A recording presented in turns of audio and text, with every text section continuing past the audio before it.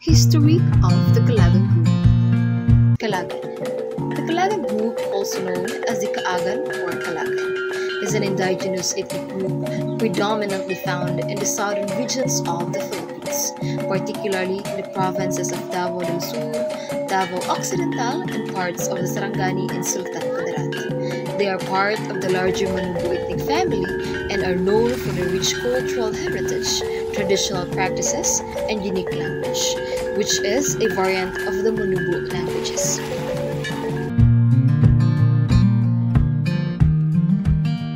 Language and identity. The Calagan people speak the Calagan language, which belongs to the Austronesian language family. They also speak Cebuano and Tagalog, which are widely used in the Philippines.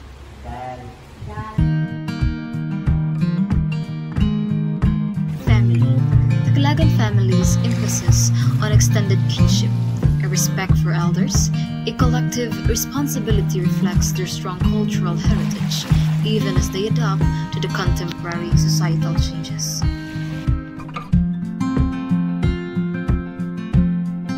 Salam kami ubos. Mao yan ang kanami pamilya ng Kagan tribe. Ako yan ng dato si din pamilya, tekadong si din pamilya ko. Mao yan ang anak-anak kanang nasawa.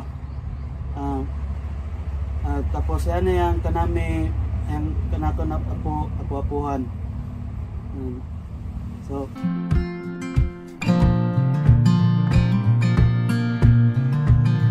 Education. The Calagan tribe reflects both their traditional values and the impact of modernization and integration into the broader Philippine educational system.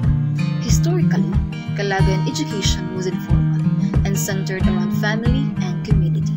The Calagan community has increasingly participated in the formal educational system of the Philippines.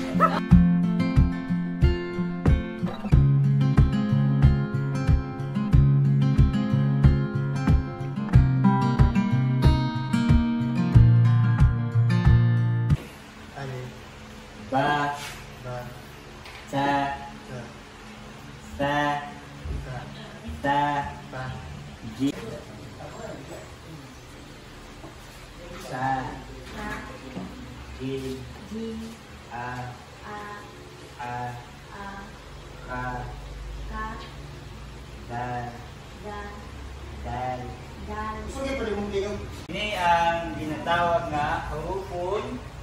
Kaya ibig sabihin sa English is Arabic at so kamu daw, bata daw. Religion and beliefs. Many Calagan people are Muslims, reflecting the influence of Islam in the region. They also maintain traditional animistic beliefs and practices.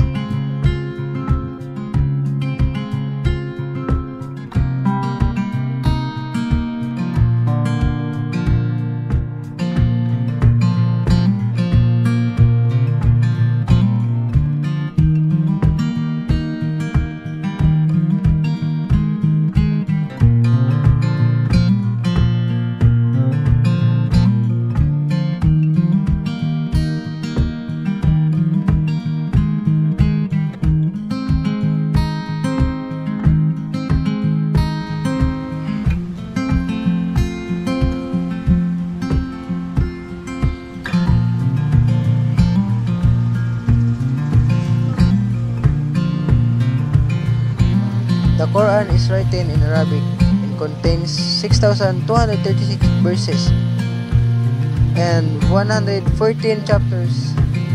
Each chapter is named after a prominent theme or event. In the chapter are organized in descending length. The Quran also contains prayers, moral guidance, and historical narratives.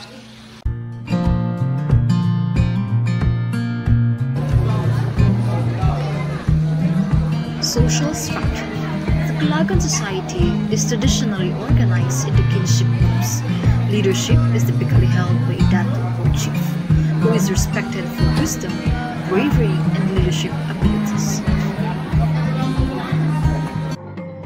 The Kalagan social structure is unusual because it is modified by a system of social rank, certain rules of descent, and distinctive marriage patterns. For most purposes, social rank is less important than blood ties. Higher-ranking families maintain elaborate genealogies to prove their claims of descent. Cultural practices. They have rich oral traditions, including folk tales, songs, dance, and epics that are passed down through generations. Traditional crafts, such as weaving and pottery, plays an essential role in their culture. Health. The health status of the Kalagan tribe, like many indigenous communities, is shaped by a mixed traditional practices and modern healthcare. Economy and livelihood. The Kalagan is primarily engaged in agriculture, cultivating crops such as rice, corn, and various root crops. Fishing and hunting are also significant sources of livelihood. Ano naman celebration kay mga yung amik marag nailado na siya ng amik bisag ang mga kaga na-adapt nila na, pero dili gyud na sa kagikan sa kagan. Kay isa sa kagikan sa kagan is kanang ginatawag na jampok. Mura mag jampok, kanang jampok o kanang ginatawag na kanang di kayang kuan kanang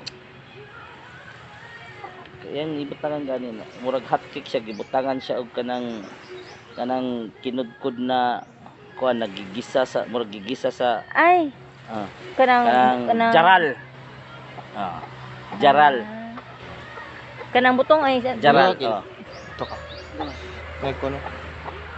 jaral na siya kung tawag na tradisyon na sa kagan og pakapitan og native na kape no native na kape yun. Di yun mawala ang native sa una sa panahon sa kagan. Kaya isa man guna siya nakuhan kan ba kanang press coffee siya ba? Di yun kakatulugan na. Ginagamit na sa una sa mga kagan kanang nakipag sabi ng nagkuhan kanang namangka kanang nagtrabaho native na kape. Kaya sa unang panahon man good walay ginaingon ba ginabawal ang bawal gani sa una sa kagan ang bawang basta maglungag na sila bawal ang kagang ay ang bawang kay ang bawang manggod ginakuha nila sa una kay sa una manggod sa panahon sa mga Kastila ginakuha nila ang bawang sa mga baboy lang so ginabawal sa mga katigolongan na mga kagan na magkuha og bawang. Karon lang man nagbawang ang mga kagan na sa time na generation na. Normal naman. Normal na lang siya. Ngana sila kuan, sila dato bago. Ngana sila ang mga isa na mga kagan sa time sa Kastila. patong pag-research bitaw na kay puros Davao ang Davao North, Davao na natira bandil sa Davao Oriental. Kay diha manggod diha diri man gid naggikan ang kagan sa Davao Oriental. Ang kagan Mandaya, Mansaka. Isa ra na sila. Kay bantog Dabawinyo ang tawag sa ila. Pero kagan mo. Ang kagan. Tas kami pod na dere sa karon na ni gawas na ang ginatawag na Quran. Kung mangutana ka na unsay religion nimo, Islam man gyud. Kay kung i-search nimo ang Islam, perfect. Malinis ko sa kampa, puti kayo, tigil kayo. So, kami, nila Shakil, ako, di ko mutawag na Islam ko. I'm not a Muslim. I'm not a Muslim, but I am a Kagan only. Kaya nga naman, once na mingon ka Muslim, unsay nasa sulod sa Quran, Sunod nimo. isunod na nimo.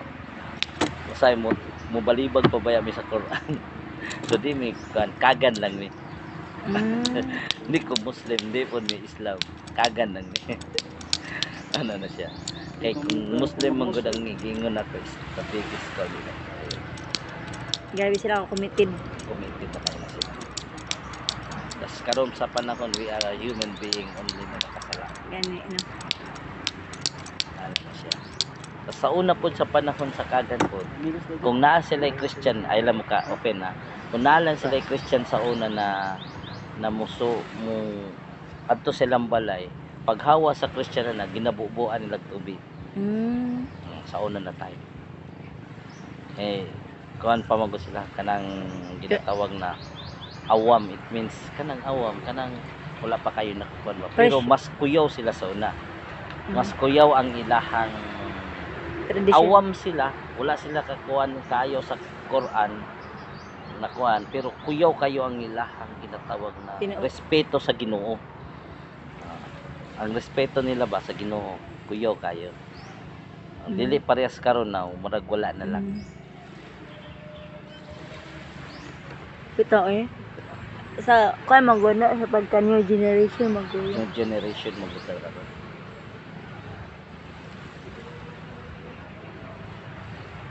Tama si boss na ang sa una na panahon walay kuan, malayo man ta tanan. The Kalagan people continue to preserve their cultural identity while also adapting to the modern influences and socio-economic changes. Let's support their communities and safeguard their cultural heritage for future generations. We can also encourage and contribute to the well-being and empowerment of the Kalagan tribe by partnership and collaboration, education and awareness, cultural preservation and advocacy, while respecting their cultural identity and self-determination. We are the Group 5 and we are the Kalagan Group. Magsukran kaayo.